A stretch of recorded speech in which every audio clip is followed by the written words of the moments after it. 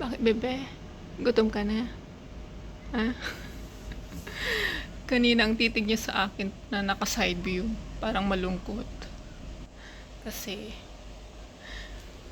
ganyan ang weather. Malamig ulit. It's 10 something. 10 ata ang ano ngayon. 10 degrees. Ang lamig.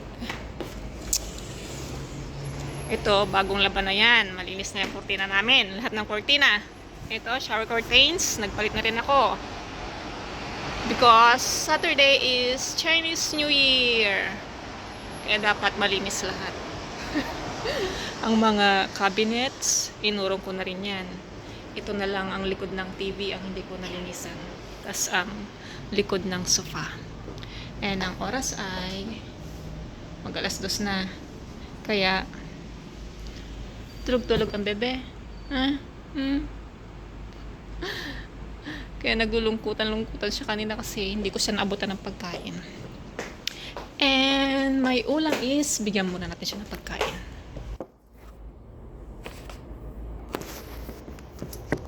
Ang kanyang pagkain ay, bigyan natin ng dalawa.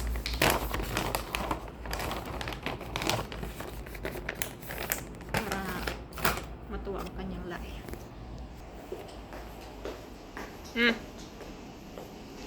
Happy? Happy? Be careful. Eat slowly. Lagay ko dyan yung isa. And ang aking ulam, ito, hugasan ko yung mamaya. And ito, hugasan ko rin yan bukas na siguro.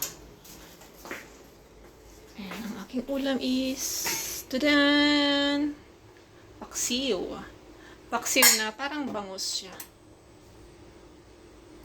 Hindi ko alam kung anong pangalan ng fish na yan. Pero para siyang bangus.